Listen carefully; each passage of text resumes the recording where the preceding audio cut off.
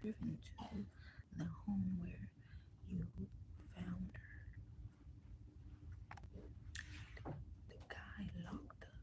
The guy locked her in the basement, but he didn't hurt her, didn't touch her, gave her food and water, a bucket to piss in. He even put makeup on her, she said, and did her hair up fancy. Jesus.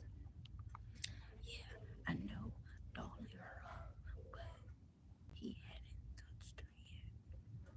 At least not in that way. Matt shakes his head. She didn't move until he came down and put her in the back of that van. That's when you spotted.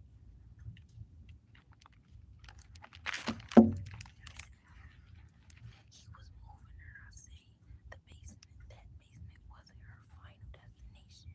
I got her out of the city. Took her to this unincorporated area. Waited a couple days for everything to die down before he moved her in a different vehicle. Looks like, yeah. Looks like that. Yeah. Anything else, Matt? He makes a face in the van during the chase.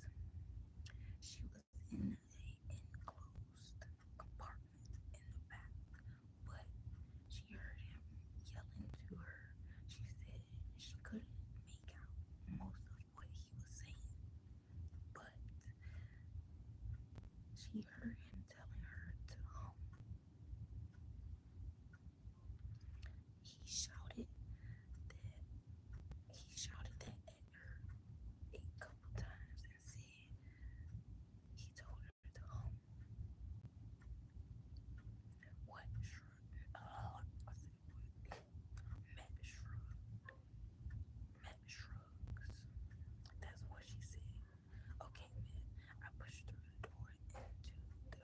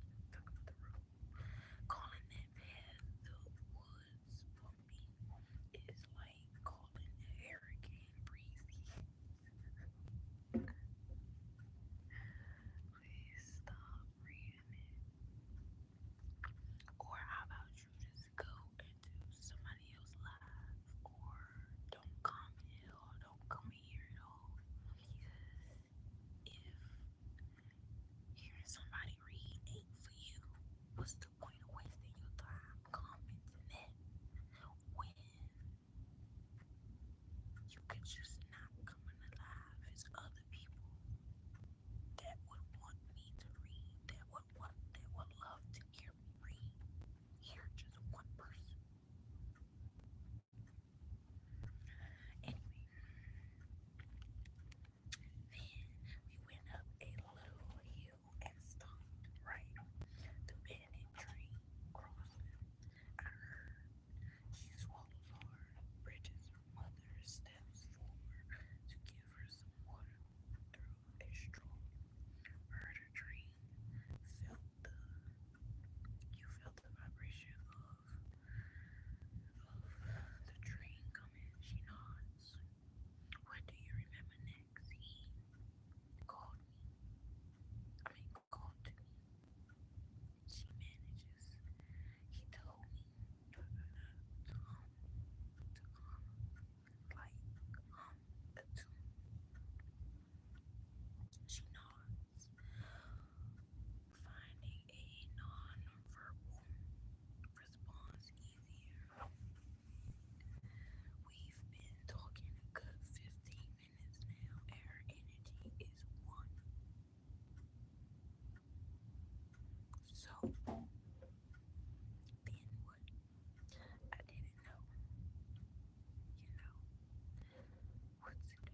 But then I heard something, then I heard someone shouting Chicago police.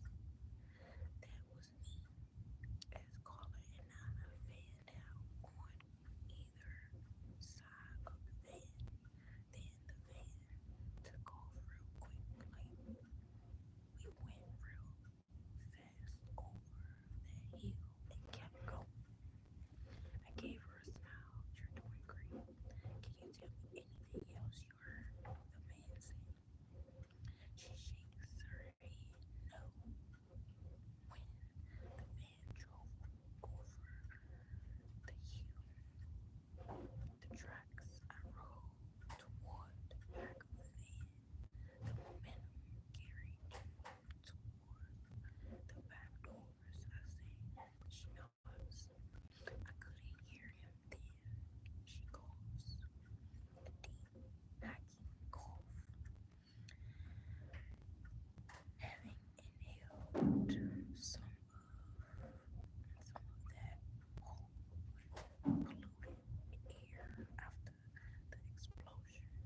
I gave her a minute while she finishes coughing and takes some more water takes more water from Bridget. I say, tell me again about the hunt. Tell me exactly what he said.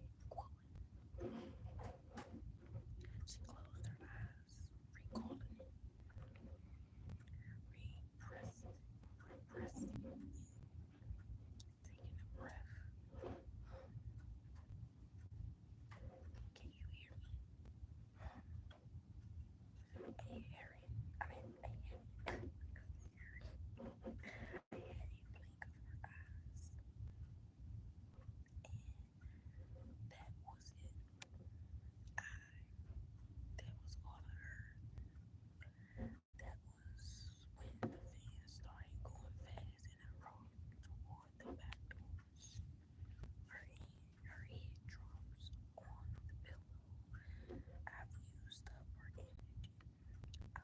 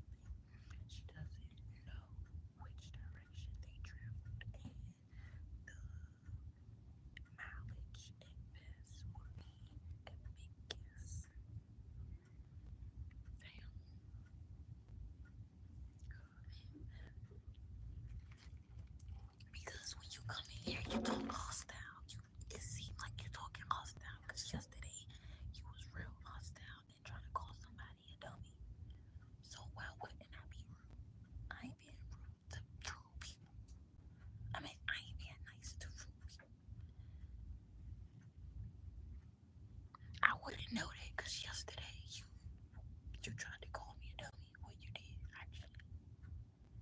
You actually did. And the video is posted for everybody to see that you was being real hostile and rude just because I was reading and didn't want to show the fucking book. So, habitual liar. Are you? Yeah, you are. Thanks. You can't just go about your business. You can just, that one person, you can go because I'm about to remove you in a second. I'm gonna give you 5 seconds to go because I'm about to remove you. I don't care about you being nice because yesterday you was not being nice. I'm not just rude to people.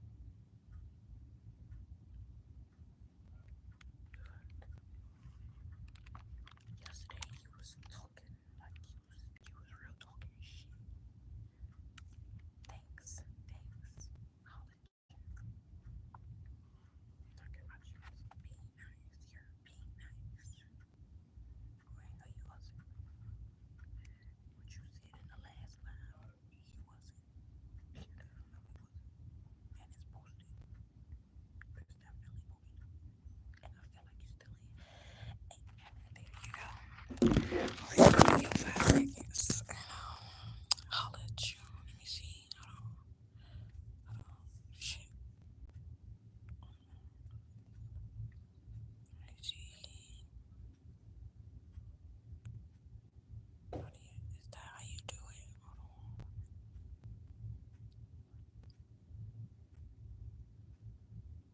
Is that how you do it?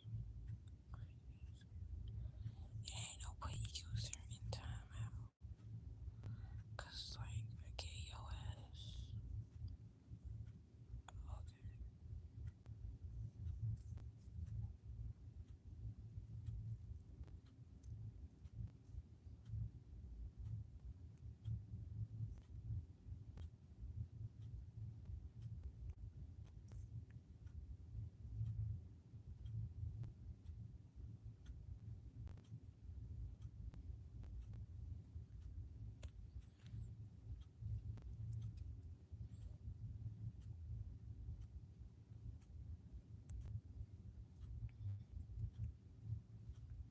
Cause you fucking up my life. And like I hate a fucking habitual liar talking about so he was being nice. He talking nice. No, he wasn't.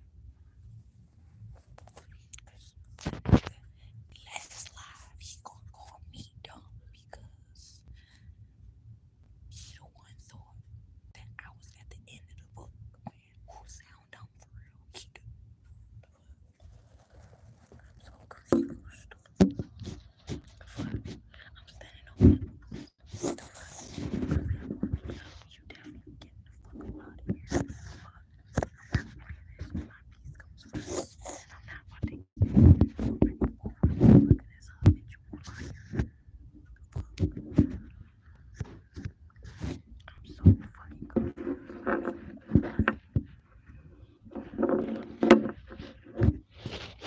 Exactly why I wish I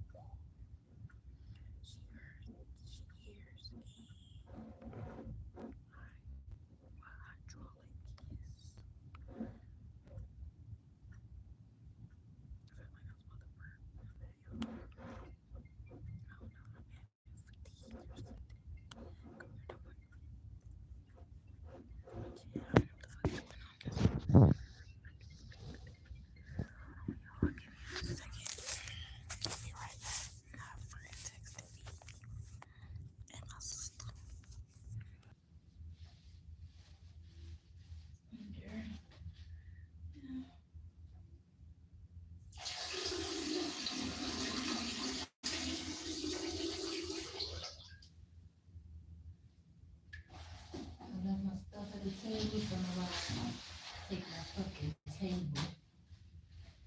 Yeah, I gotta cut seats today.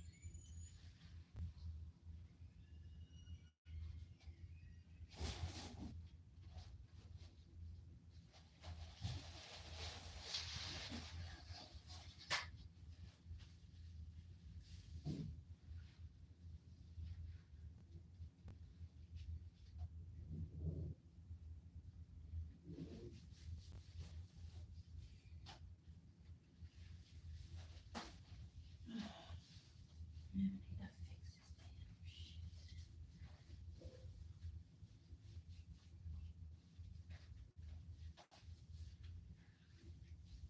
Maybe see a friend today. Not sure.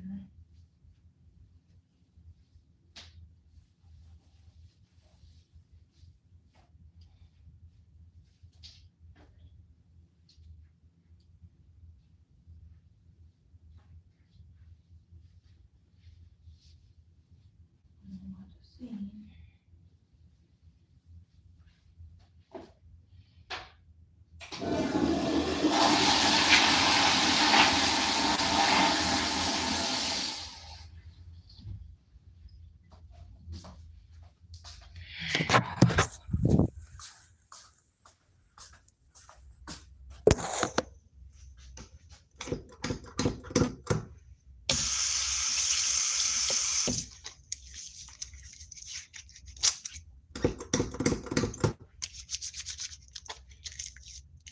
This soap is like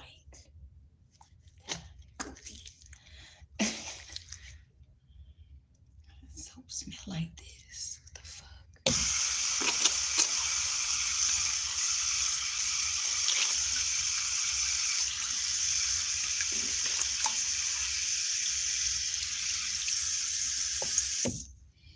Okay, I'll see this. I can show y'all answer a bit.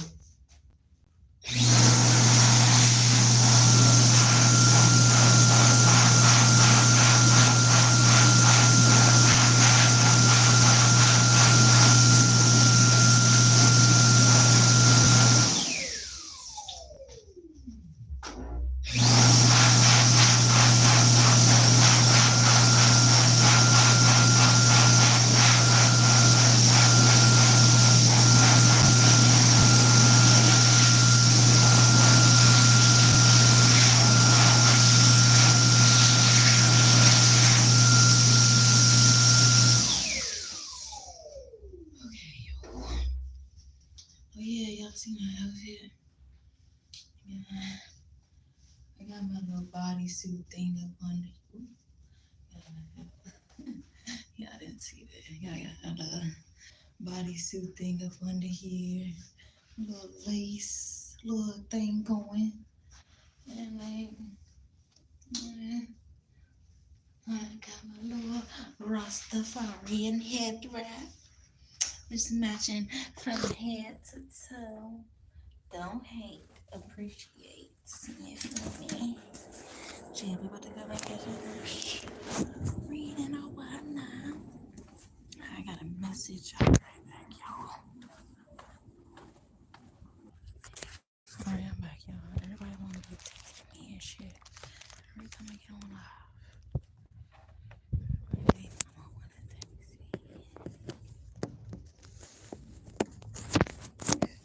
Just like this.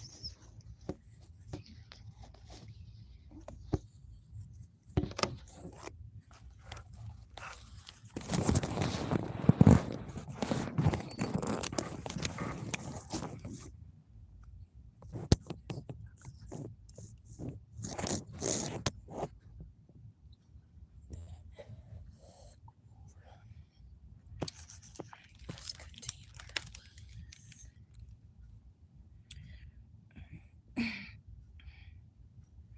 They stop. The stranger keeps a hand on her, but seems to be topping the wall. She hears a hydraulic hiss. Let's just stand up and send her straight later. Well, in a couple minutes. She hears a hydraulic hiss feels a rush of air. He pushes her forward for an instant. She she thinks he's pushing her into nothingness, to her death, but her feet make contact with a steel floor and have stepped down. She stumbles forward into glass, banging her cheek, but keeping her balance. I could have, I mean, I should have mentioned, watch your step. She hears, she hears the push of a button. Then doors clicked, clicking shut. Then they plummet downward with another hiss. An elevator. The ride doesn't take long. What would normally pass as maybe a floor or two on a standard elevator. Then she hears the doors slide apart. Then he then feels the gun against her neck. The man unties her hands. Listen carefully, Veronica. I want you to keep this blindfold on for 60 seconds. I want you to count to 60. I will be watching you. If you don't keep on that, oh yeah, if you don't keep on that blindfold until the count of 60, I will be very upset. You don't want me to be upset, do you? It's crazy. She shakes her head. He pushes her out of the elevator. She catches her balance as behind. Yeah, she catches her balance as behind her the doors snap shut. The elevator hums upward. And yeah, the elevator hums upward. Other thicker doors close with a heavy thud. She counts to 60, then she pulls down on her. Yeah, then she pulls down on her blindfold. She looks around and screams. Damn, chapter 9. Told y'all these chapters are fast. Chapter 9. We might get through half of this book. We might get through half the book. It depends. It's currently 11:22 a.m. It's 11:22. Okay, chapter 9. Far as anyone knows, he's dead. Looks like a dead end.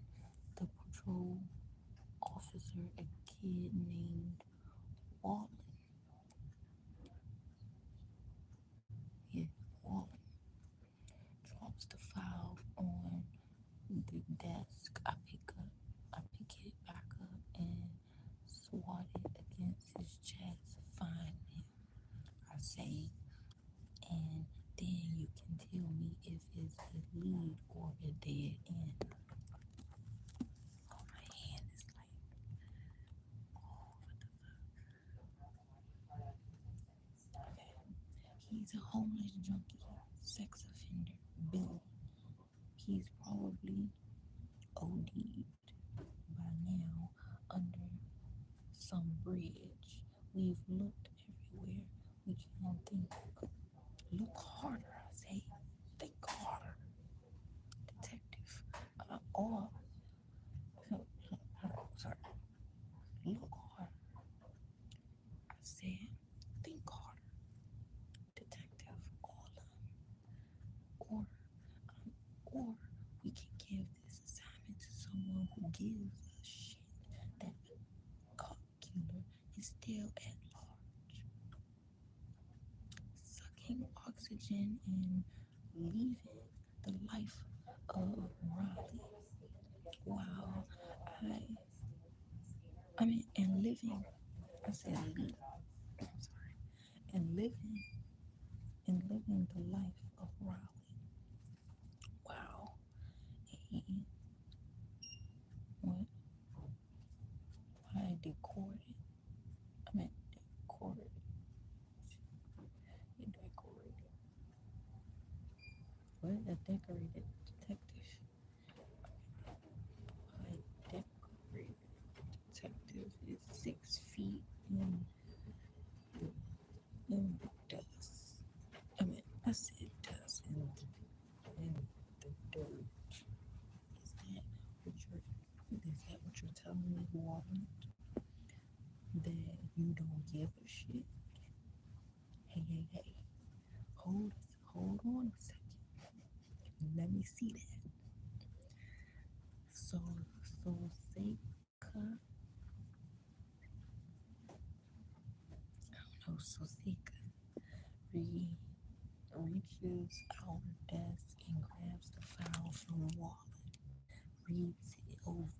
So what? Some guy who sleeps under Lowell Wacker thought he recognized a com- composite sketch of the offender, and now we're looking for everyone who sleeps under lower Wacker, which is about 100 people, give or take, on any given night. Yeah, I say. And if you got a better lead, I'm all ears.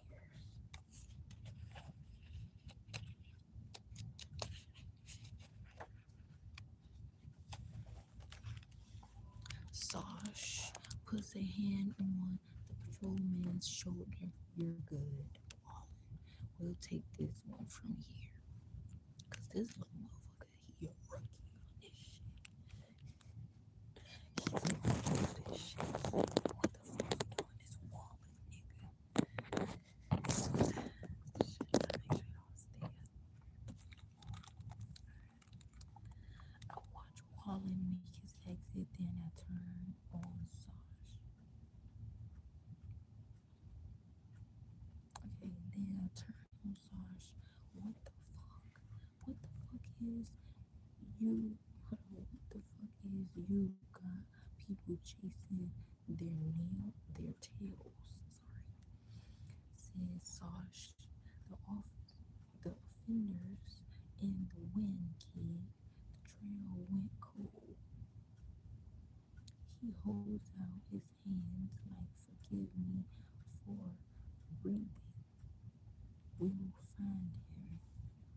We're looking everywhere we need to look. We've got every we've got every alert out known to every alert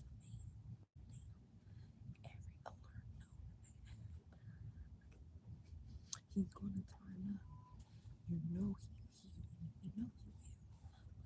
But you're running yourself and everyone else bragged. Harney, that's the last name Billy heard. Which they Harney for over a month now. It's time to ease up, killer. It's time to ease it up, killer. I'll decide when it's time, I say.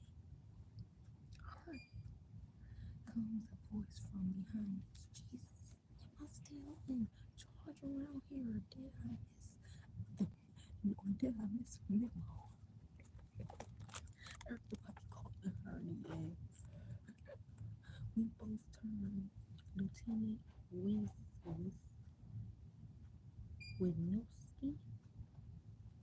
I don't know. Lieutenant Wisnowski is standing at his office door,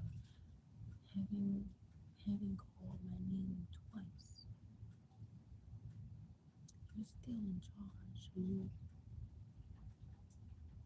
Last I checked, Sarge says, did you remember to wash the suit at the subway car this week? To be continued, I tell Sarge. By the time I make it into the Wiz office, he's back behind his what chaotic he's back behind his chaotic desk. No unlit cigar for now. He's been chewing gum lately to keep his mouth otherwise occupied. He gives me a big wide grin, a wedge of gum showing through his teeth. What are you so happy about? I ask. Did you get some new body spray? Nah, he says. You have done something different with your hair. Cause I gotta tell you, Lou, you never look better. Damn. He shakes his nearly bald head. His chubby face lightened up. Okay, honey, you're done. You done. I don't I don't want a new partner, I say. Didn't you say you were getting one? Okay then. What? I mean, yeah, didn't you say you were getting one? Okay, then what? Let me be the first to offer you congratulations. He says, once again, your hard work and excellent results have earned you commendations. Yeah. I make a point of looking behind me, above me. The fuck are you doing? Looking for a knife, I say, or a what gold, what ton, gold ton, gold ton. I don't fucking know. Guillotine. I mean, Time. What the fuck? I don't know how to say that word. Relax.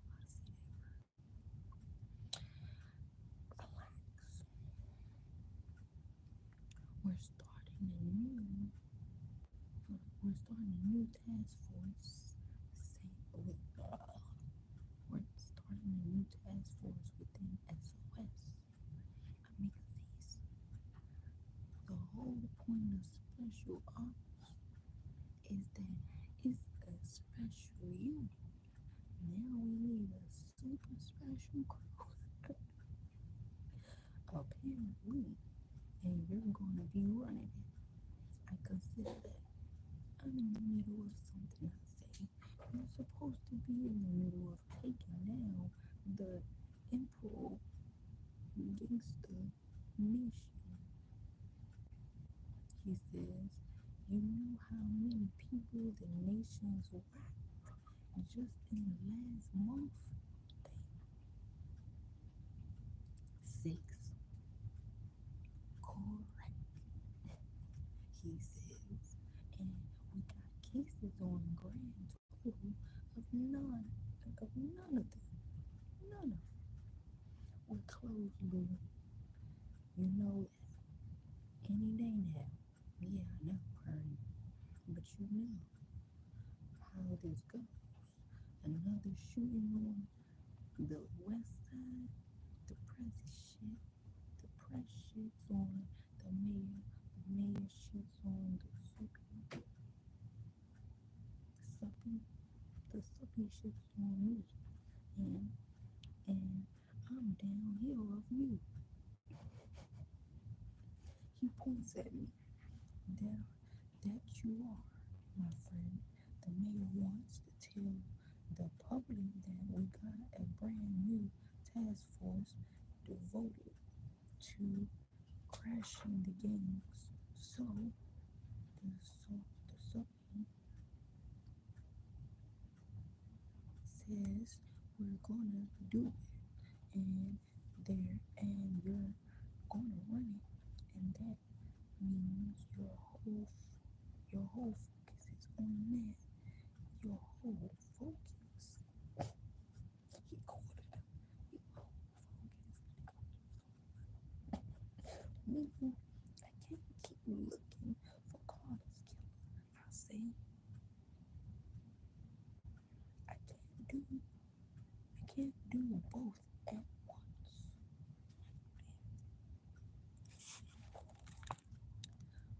Afraid not. The message being we don't care if someone kills one of our own. The message being we have a massive multi-jurisdictional squad of coppers looking for the perv, and we're gonna find him. But you, Mr. Super Cop, we need on the Imperial Gangster Nation and one Jericho. I'll keep on the nations and Jericho, I say, but I'm gonna catch the perv too. The Wiz leans back in his chair, eyeing me, chewing like he's punishing his gum. His his prominent forehead starts to glow. See, you get a lot of rope, Harney, he says, smiling. You got a huge you got a huge save with that girl, Bridget, and you lost your partner, but that rope don't go forever. You're being reassigned. That's wild as shit. He can't even find his partner killer because he gotta be on a new task force. I'm not taking it. I just said you are. Yeah, I heard you just fine. I'll do it after I catch the bird. You'll do it now, he says. He calls to me as I'm leaving his office. Lord, that's crazy. Chapter 10.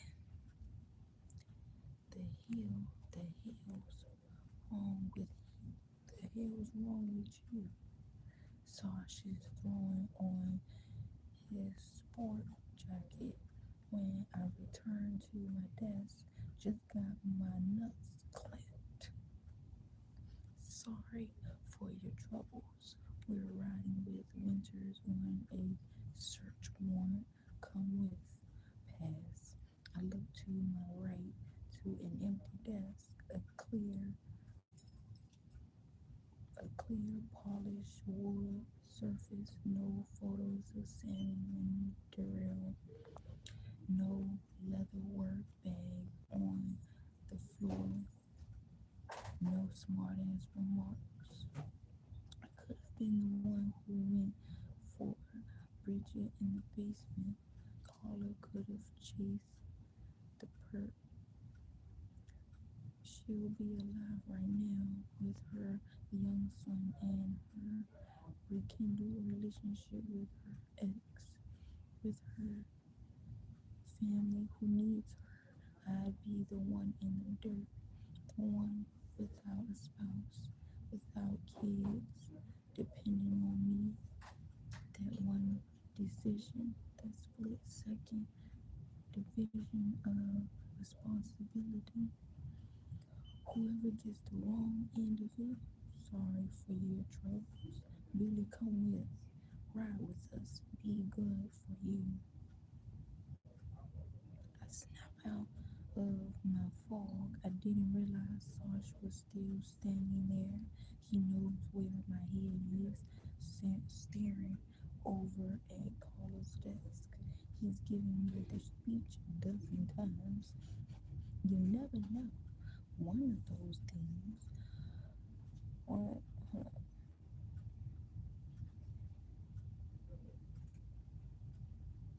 hazards of the job, she knew the risk. She'd want you to keep doing what you. Alright, y'all, I'm gonna read a couple more episodes. I said episodes. I'm gonna read a couple more chapters. I'm gonna probably read about maybe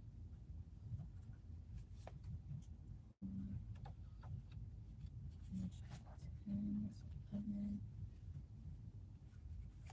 Um, so I'm gonna read till chapter 12, and then I'm gonna end the video. I'm good, I say. If I don't see you, come to the hole tonight. Sure, see you there. I head to the John and splash water on my face. I look in the mirror, then wish I had it. I think of Samuel, a great little kid whose whole life was color. All I can do is check on him. He seemed to be doing relatively good, relatively, yeah, good, relatively okay,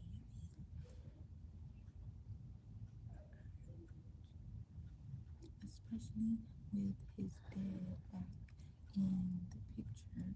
But he's going to have to grow up a lot faster than he should, all because some pervert likes to kidnap young girls and get his jollies. That fucking perv, that smirk on his face as he mouthed boom to me, and um, and I'm supposed to stop chasing him. I punched the wall of the bathroom stall because there's nothing else to hit until my knuckles are bleeding. Then I take a deep breath and leave the John, having taught that stall a lesson. Having taught that stall a lesson it'll never forget. So fucking down with this man. My phone rings in my pocket. The calls from a cell phone with an 812 area code. I recognized the code. The only person I knew in Terry Terry Holt could not possibly be calling me from a private number. Harney, I say into the phone. The fuck you doing? It's him. The deep, scratchy voice. The down to business lack of a greeting. It's Pop, my father, the convict felon,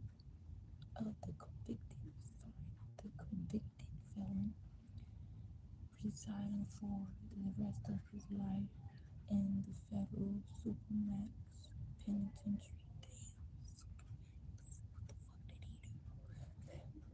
Penitentiary and Terry Halty, Indiana. I think I said that right. What do you mean? I say, where are you calling from? Me? Oh, I'm sipping mm, banana daiquiri. Oh, banana daiquiris. That's how you say daiquiri. That's how you spell it.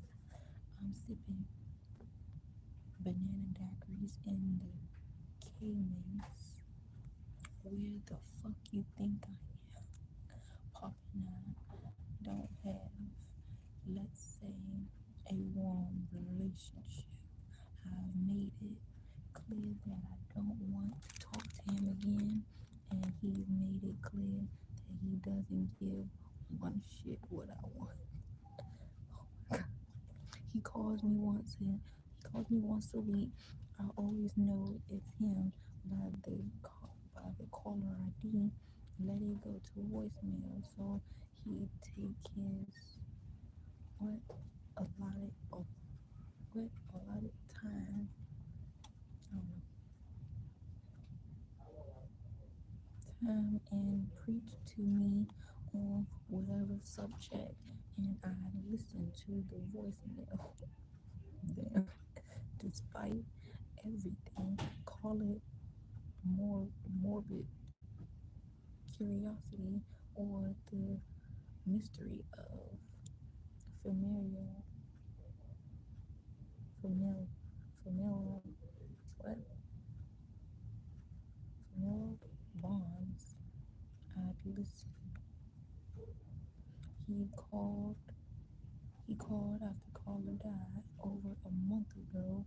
For some reason I answered, probably feeling sentimental after a tragedy.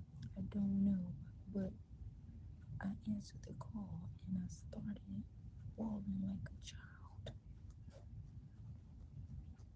I hated the fact that I gave him that intimacy, that connection with me again. I mean, the cell phone. I said, what happened to the calling card? Never mind that. Here's something you should know by now. It's better to work for yourself than someone else.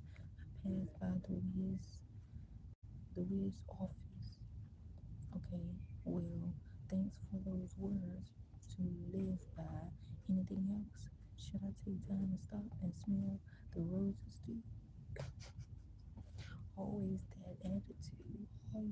All you kids, but mostly you. Yeah, I can't imagine why I'd have an attitude with you. The what?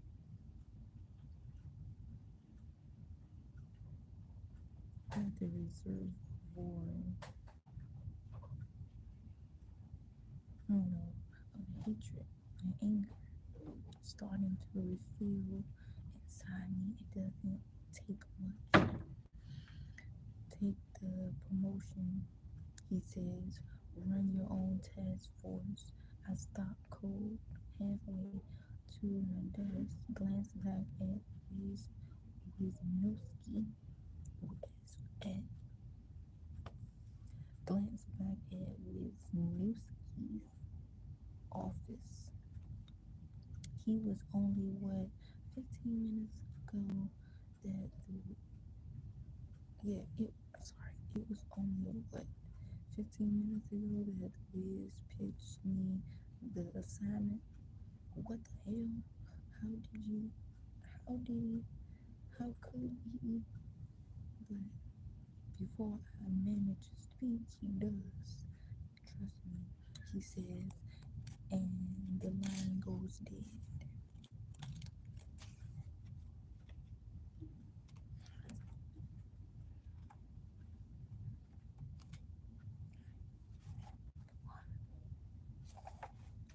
All right, chapter 11, and then we got one more chapter to read, and then I'm gonna stop.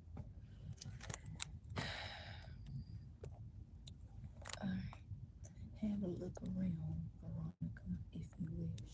The stranger's voice crackles through a speaker that Veronica traces to the corner of the ceiling. She walks on shaky legs, taking taking small steps, afraid of anything and everything. The room looks like a dressing area, a full-length standing mirror, a makeup table with cosmetics, and a chair with a lavender cushion. Closet doors on one side looks like a small refrigerator, two with uh, with cabinets above it, and a chain bolted to the wall connected to a pair of handcuffs.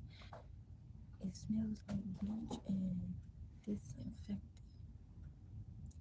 someone scrubbed this, like someone scrubbed this room within an inch of its life. She looks back at the spot from which she entered the room, blindfolded. It looks just like part of the wall, save, save for a slight parting in the woodwork that reveals two doors now closed that must slide apart for the elevator. That that's worth remembering.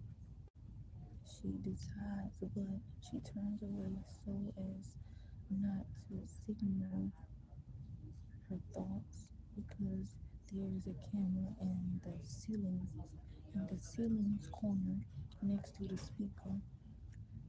You see the closets? Go ahead. You can open them.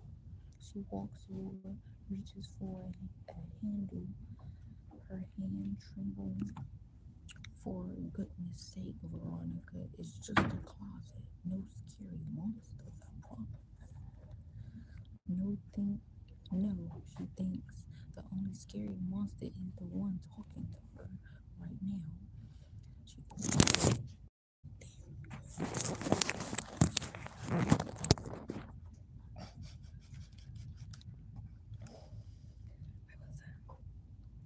She opens the closet door, sees a lengthy space inside, costumes dangling from plastic hangers, spaced out evenly, cheerleader outfits of various sizes, children's 11, 12, and 13, one adult, one adult, two schoolgirl outfits, the white tops and plaid skirts and stockings, same same version of sizes, pajama tops depicting female Disney heroines, also in the same sizes. Below them, in a clear plastic box, underwear, children's panties, running the same gamble gambit of size. She stress she stressfully she stressful the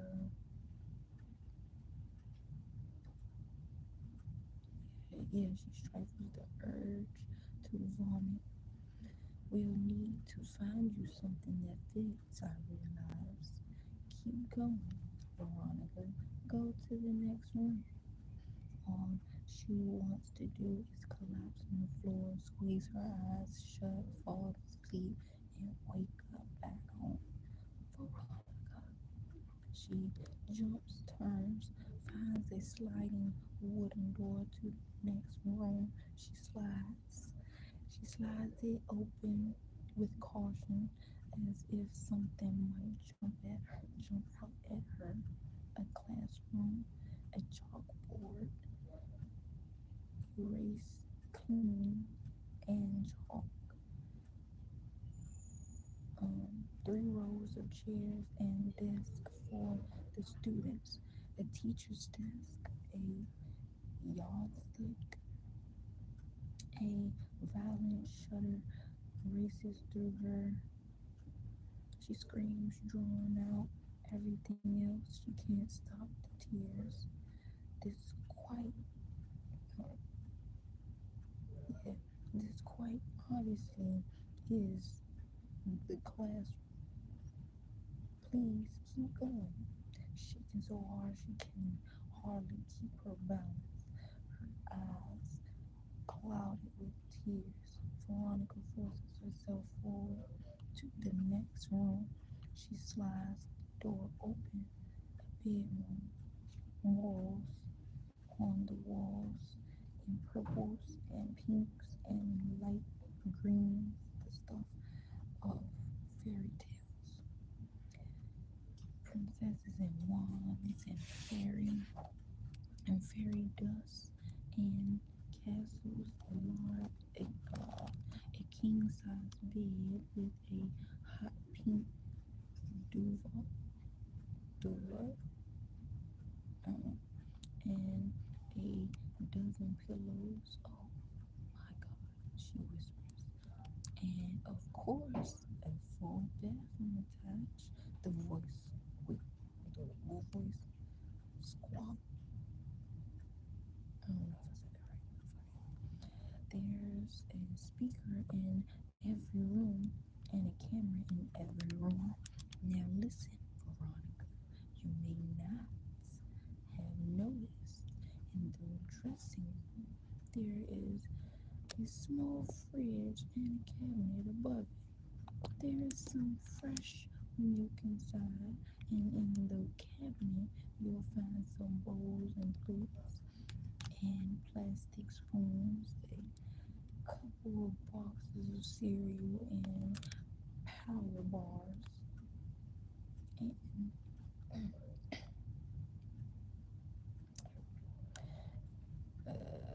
power bars and granola bars and a case of bottled water. There should be more than else to sustain you for a week, but you should conserve it. Be smart. Why? She wonders. What is he going to do to her for a week? And what's he going to do after a week? What is this place? She thinks through the possibilities, none of them good. She's seen the news. She and everyone else in Chicago read all about that girl Bridget something who was abducted in Hyde Park a month ago. One of a one of a series of girls kidnapped around Chicago over the last year and a half. That girl Bridget was rescued by the police. Something else that was splashed all over the news, but the kidnapper got away. And the other girls, was it four others or five, have never been found. Is she the next one? Did they like her or did they like her all come here? I can't be here. She says, I understand you're upset. No, you don't understand. I can't be here. I can't. Veronica, I'm afraid you don't have a choice. Now, be a good pause. I pause. Never saw your face. Um, she manages to say, trying to keep her voice even. If you let me go, I couldn't identify you. I wouldn't say anything. I'm not worried about being identified, Veronica, but thank you for your concern. Her head drops into her hands. She can't hold it back any longer, sobbing and trembling and gagging. And gagging, sorry, and gagging. Let me fall asleep and wake up at home, she prays. Please let this be a midnight.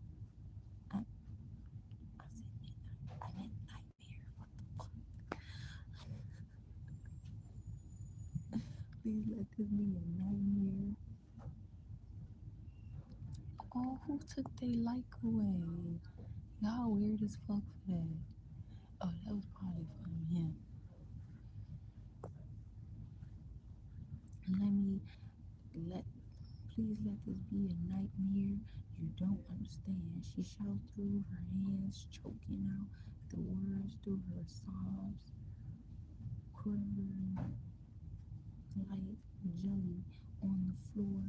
She hears a click, the speaker shutting off, and cries harder still. She's going to die down here. She knows it, one way or the other.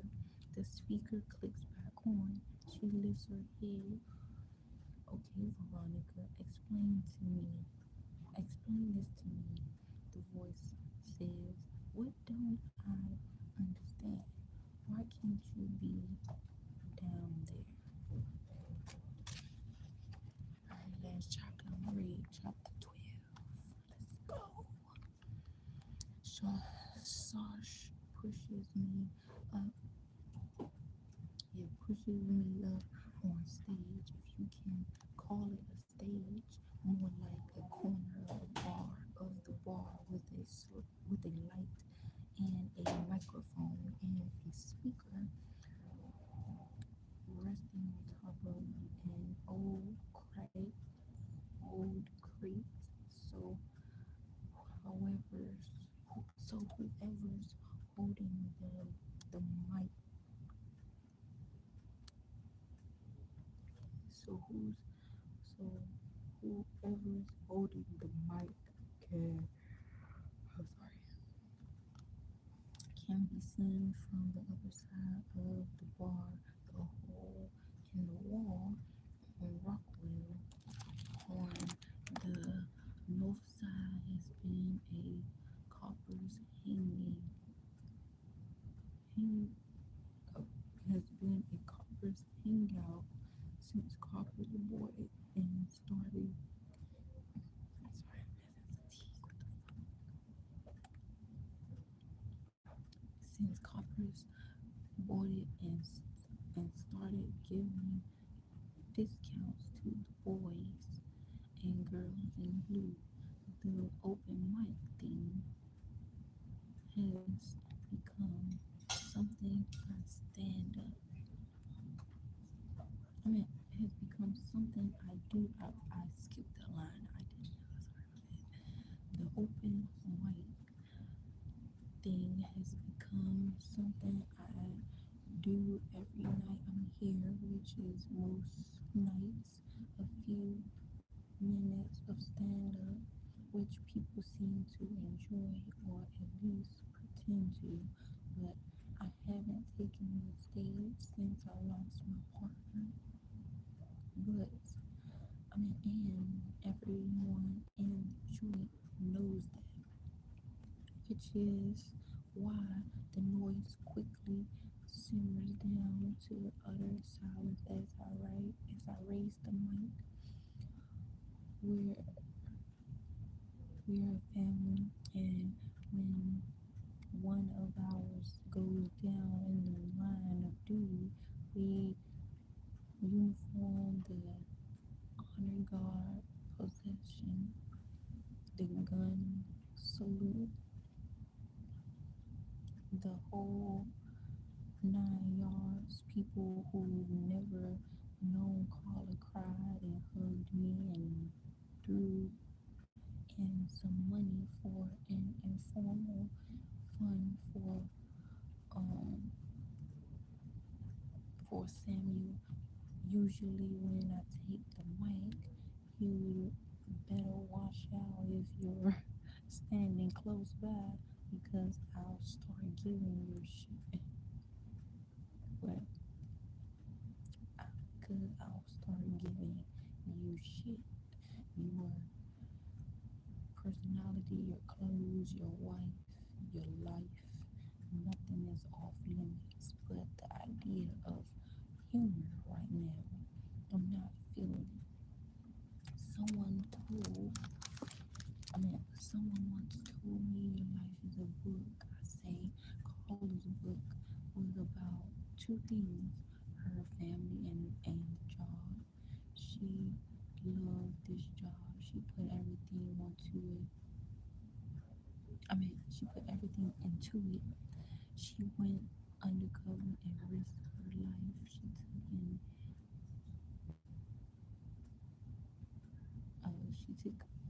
She took on corruption and risked her life. She saved a young girl from a kidnapper she were right here, if she were here right now, my throat catches. I take a moment. If she were here right now, my voice heavier now, full of growl. She'll she'd tell me to shut the fuck up. She'd tell me to man up and go out every day and play the best golf I can be. There's no better way to honor her memory. Boys and girls, keep doing the job. Keep loving it, even when, especially when it doesn't love you back. Here's the thing, I say, Carla went through some rough spots on the job, but she never quit because she couldn't quit because she loved this job. So her book, it was a good book, a great book, and like any great book, it felt like it ended too soon. I raised my bottle to Carla Griffin. I raised my bottle to Carla Griffin, one of the best damn cops I ever knew. The crowd, a hundred strong, responds responds to the toast. I step off the stage and shake hands with a few people, get a few slaps on the back. What I said was right. Carla would smack me if she thought I was wallowing in guilt or even sadness. Get your head out of your ass, she'd say, and do the job. That was nice. My twin sister, Petty, Petty,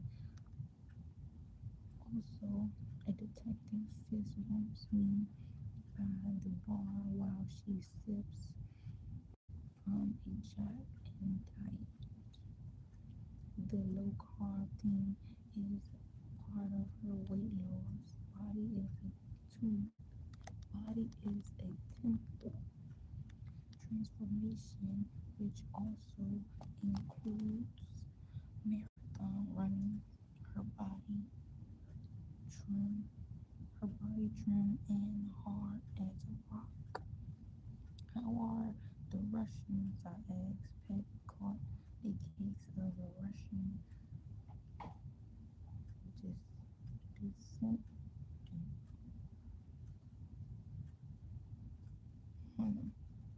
Dmitri something or other found found it in his home. It made the news because the guy was a critic of the Putin regime, regime. But Patty doesn't buy the international conspiracy theory. Turns out her turns out I mean yeah turns out her victim had a pretty colorful life, plenty of things that could have gotten him in trouble here in the States.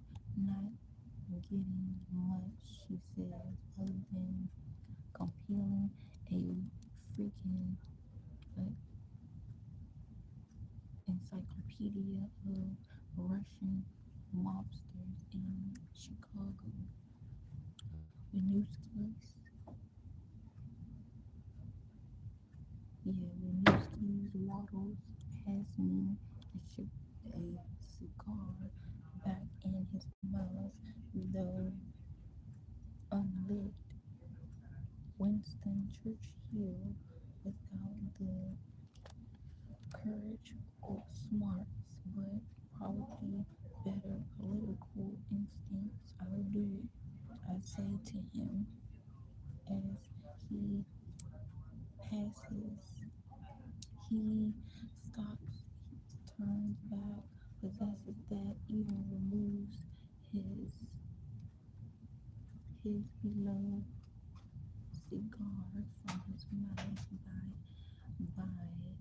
how do you mean you'll accept an order from a superior officer? I guess so. Well, Detective Harney, he brings a hand to his heart. Never have I been so fucking honored. In fact, I'm gonna read the last one, chapter 13, and then after chapter 13, it goes into the next day, Tuesday, and I'm gonna stop there. Chapter 13, I'll have one more nurse. One more, if you please. The whole four has a 4 o'clock a.m. liquor license, but most of us don't stay nearly that long unless we have the next day off or at least the morning shift off. I don't have tomorrow off and I don't have shifts anymore. SOS doesn't work like that. But tonight's a night for drinking. I've been putting my head down and focusing on catching the pedophile who killed Carla. The last month's been a whirlwind like that, intentional so intentionally so. I haven't given myself time to think too hard about her. Now pre-orders. I'm off that I'm off that assignment. I'm out of excuses. So the memories of my dead partner are hitting me head on. And the last thing I feel like doing is going home, lying in my bed, and remembering how she saved my life, remembering how hard she worked to get back on the force, remembering how fierce, fiercely she loved that little boy, which is why I'd really like another bourbon. I'm getting annoyed that I have to ask more than once. Jesus, did this place close up and nobody told me? A woman appears from behind the staff on the door. That's the bartender. But it's the first time tonight I'm really noticing her. The white sauce,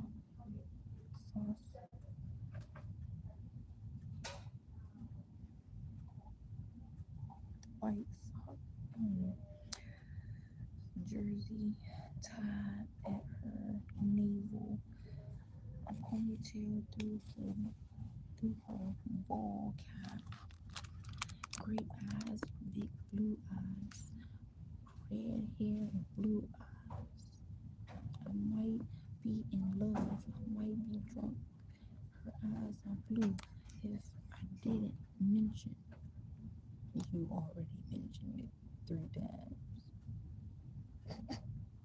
Oh my God. Pardon me, miss. I say facts. Facts. What? Um, do you guys sell alcohol here? I heard you. She says, grabbing a glass off the bar and dumping it in the washer. I was giving you time to reconsider.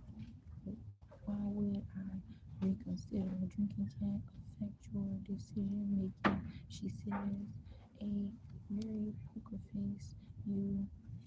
May you may be right. I say I can't decide. She looks down and a broad smile. Dooley, Dooley Moore, she says, you're too young to know Dooley Moore. Shit, I'm too young. I'm old enough to recognize when someone's had enough to drink.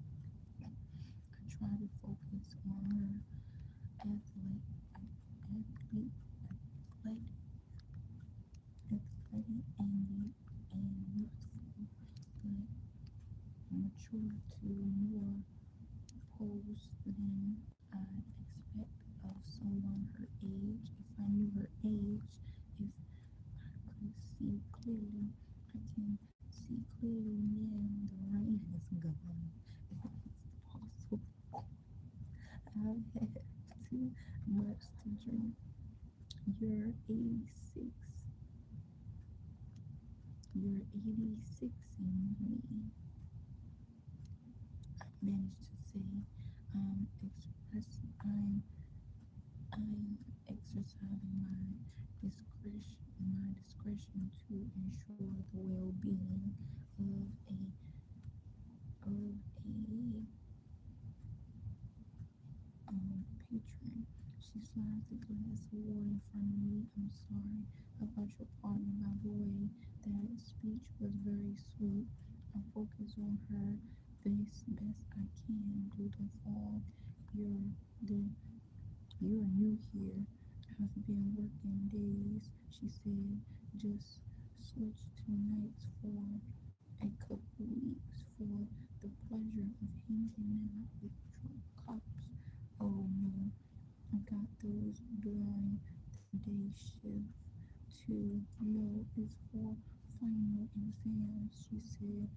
Oh, you're a student. You're just a kid. Not that much of a kid, but and I'm still 86 in you. I'm in back. I lean back, which is a bad idea. A wave of nausea passing over me. You realize I have the power to arrest you, I say. I argue justification. She says defense of another. You're saving me from myself. Something like that. You're a law student. Guilty as charged. I raise a finger. I thought the first thing we were supposed to do is kill all the lawyers. Only if you want to suspend all constitutional protections and let the government take over. That was Shakespeare's point. Lawyers are the last guard against government operation, oppression. Sorry. It was a compliment. Thank you for that. I thought it was a like. I thought it was like I'm like losing it right now. This for the like. Thank you for stopping by. I throw my hands down on the bar. I can see I'm not going to win this argument or probably any argument with you. You're too smart for me. I'm just more sober than have I drink with have a drink with you. I'm on the job, then quit. I throw up my hands, throwing caution to the wind. She leans forward as if to confide in me. Don't take this the wrong way, she said, but that sounds like a dramatic step for someone I don't know very well. Then you leave me no choice, I say. I get off the bar stool. You must marry. You must marry at once. She shields her face with her hand. She starts to laugh. Starts to laugh. I drop to a knee, but I'm not sure if I get back up. That would be problematic, yes. I turn my head for the door, my feet heavy as ankle, ankle, ankle.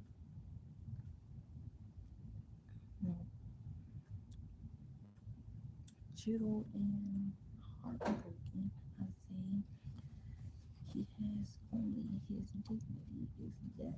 Something tells me I'm going to be embarrassed tomorrow. Alright, so that was the end. And now when I come back again, it'll be um it'll be Tuesday when I come back to read it. So I'm gonna end it here. That was quick as fuck. Be almost to the middle of the book. But yeah, make sure y'all like, comment, and subscribe. Share this video with any and everybody. Let them know what your girl is doing on this. It's your girl.